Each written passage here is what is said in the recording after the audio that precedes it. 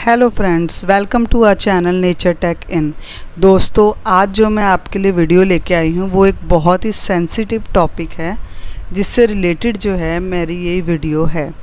मैं आपको ये चीज़ बताना चाहूँगी दोस्तों कि आज की जो मेरी वीडियो है वो इस टॉपिक से रिलेटेड है कि हम जो है एक गुड पेरेंट्स कैसे बने, एक आइडियल पेरेंट्स जो है अपने बच्चों के नज़र में कैसे बने। हाँ, इसमें वैसे तो कोई डाउट नहीं है कि आज सभी पेरेंट्स जो हैं वो एक यूनिक पेरेंट होते हैं। अपने सभी जो है अपने बच्चों के लिए हमेशा अच्छा ही सोचते हैं और अपने बच्चों से जो है वो अनकंडीशनल लव करते हैं। ये सारी चीज़ें तो हैं, लेकिन आप जो है अपने बच्चों के नज़र में आइडियल कैसे बनोगे, अपने बच्चों के नज़र में आप एक गुड पेरेंट्स कैसे बनोगे, मैं आज उस चीज़ के बारे में आपसे कोई टिप्स जो है वो डिस्कस करूँगी। ठीक है दोस्तों, अगर आपने मेरा चैनल अभी तक सब्सक्राइब नहीं किया है तो आप जो है इसे सब्सक्राइब कीजिए, ताकि मैं जो भी फ्यूचर में ऐसे कोई टॉपिक से रिलेटेड अगर मैं वीडियो बनाती हूँ तो अगर मैं अपलोड करती हूँ तो आपको उसका नोटिफिकेशन आ जाए और आप मेरी वीडियो देख के मेरी टिप्स को जो है वो अपना सकें। ओके दोस्तों, please don't forget to like and share my video with your friends and relative. मेरी पहली टिप दोस्तों ये है कि आंसर देयर क्वेश्चन। मीन्स जब भी वो आपके साथ आके किसी भी तरीके के छोटे छोटे सवाल पूछते हैं आप उनका जवाब ज़रूर दीजिए, क्योंकि जो उनके माइंड में क्यूरियोसिटी होती है उसे जो है हमने हमेशा जो है क्लियर करना होता है। ठीक है, इससे क्या होता है कि जब भी वो आपको छोटे छोटे अपने सवाल आके पूछते हैं तो आपके साथ उनका एक स्ट्रॉन्ग बॉन्ड जो है वो बिल्ड होता है।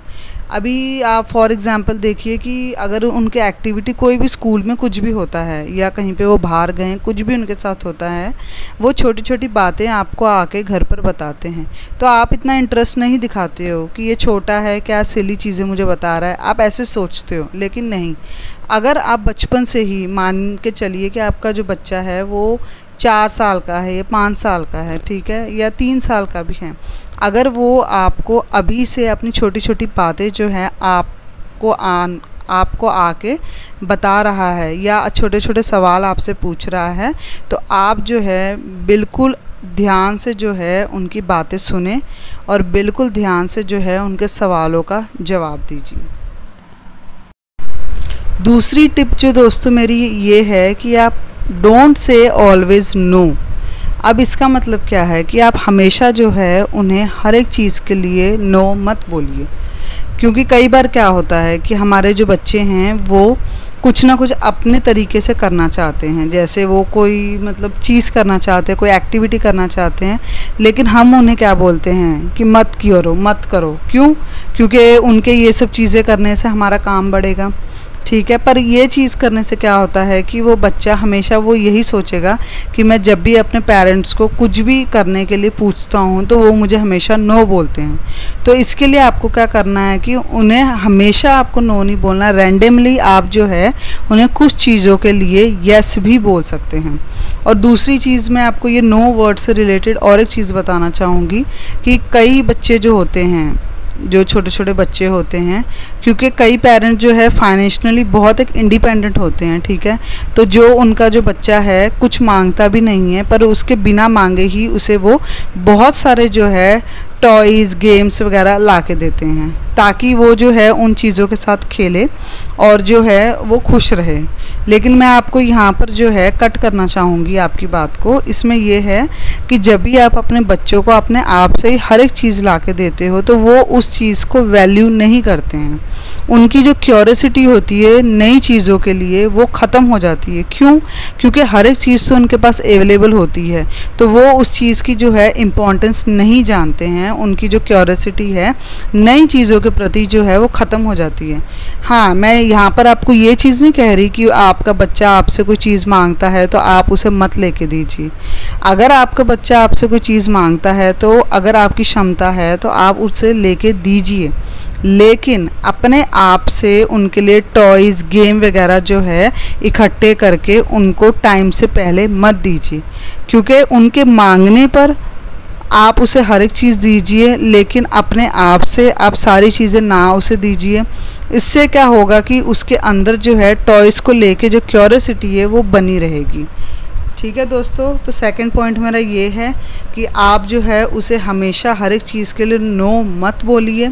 अगर वो अपने आप से कुछ एक्टिविटी करना चाहता है तो उसे एक्टिविटी करने दीजिए, और अगर वो कोई टॉय मांगता है, गेम मांगता है, उस टाइम में आप उसे ला के दीजिए। लेकिन अपने आप से आप टॉयज़ और गेम्स जो है वो उसे कभी भी मत ला के दीजिए, क्योंकि ऐसे करने से उनकी जो क्यूरियोसिटी है वो ख़त्म हो जाती है। उसके बाद में जो मेरा थर्ड पॉइंट है वो ये है कि आप जो है अपने बच्चों को सेल्फ़ रिलायंट बनाएं।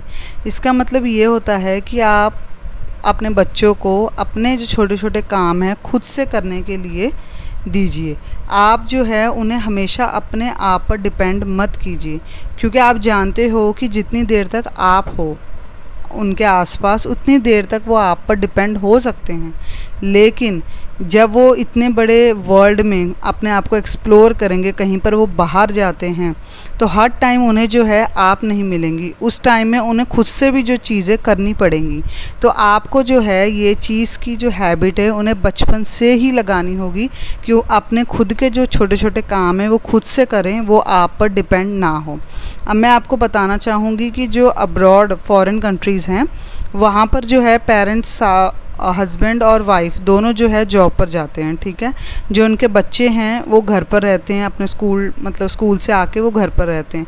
लेकिन जो है उन्होंने जो पेरेंट्स हैं उन्होंने ऐसी क्वालिटी अपने बच्चों में बिल्ड की होती है कि वो अपने आप ही जो है अपने खुद का खाना खाना या जो अपने कपड़े चेंज करने हैं वो भी खाना खाना, कपड़े चेंज करना, फिर उसके बाद में अपना दूध गर्म करना, ये सारी चीज़ें जो हैं वो खुद से करते हैं।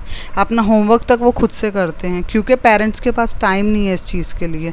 और इसी वजह से जो है उनको हैबिट होने के कारण, सेल्फ रिलायंट होने के कारण उनके जो पेरेंट्स हैं वो फ्रीली जो है अपने वर्क पर जा सकते हैं और वहाँ पर काम कर सकते हैं। तो इसीलिए जो है आपको अपने बच्चों को भी जो है सेल्फ रिलायंट बनाना बहुत ज़रूरी है, ताकि जो है वो आप पर हमेशा डिपेंड ना रहें। स्टॉप कंपैरिजन, इसका मतलब ये है दोस्तों कि आप जो है अपने बच्चों का कभी भी जो है दूसरे बच्चों के साथ कंपैरिजन मत कीजिए, क्योंकि आप जब भी कंपैरिजन करते हो इससे जो है उनके अंदर फ्रस्ट्रेशन बिल्ड होता है। मैं अभी आपको ये बताना चाहूँगी कि फ्रस्ट्रेशन जो है वो डिप्रेशन का ही रिज़ल्ट होता है। कैसे कि जब भी हम उन्हें कहते हैं कि आपके मार्क्स कम आए, दूसरे बच्चों के मार्क्स ज़्यादा आए, आपने क्यों नहीं लेके आए, आप बेवकूफ़ हो, आप जीनियस नहीं हो, जब आप ऐसे वर्ड्स का इस्तेमाल करते हो और उन्हें जो है आप दूसरे बच्चों के साथ कंपेयर करते हो, तो उस टाइम में जो है वो डिप्रेस्ड हो जाते हैं, और डिप्रेस्ड होने के कारण जो है उनमें फ्रस्ट्रेशन क्रिएट होता है। अभी आप सोच रहे होंगे कि हम अपने बच्चों को मतलब अगर कंपेयर नहीं करेंगे उन्हें कैसे पता चलेगा।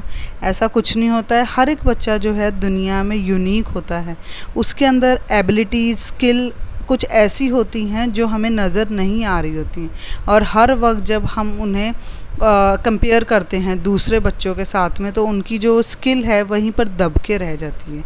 तो इस वजह से आप अपने बच्चों को मार्क्स के बेस पर कभी भी जो है कंपेयर मत कीजिए।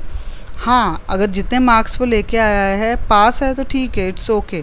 अगर आप उसे हर वक्त यही चीज़ बोलते रहोगे कि तूने 90% क्यों नहीं लेके आया, वो बच्चा 90 लेके आया, तूने 40 क्यों लेके आया, तू बेवकूफ़ है, अगर आप ऐसे हर एक टाइम में उसके साथ कंपैरिजन करोगे दूसरे बच्चों का, तो फिर वो क्या होगा, डिप्रेस्ड होगा।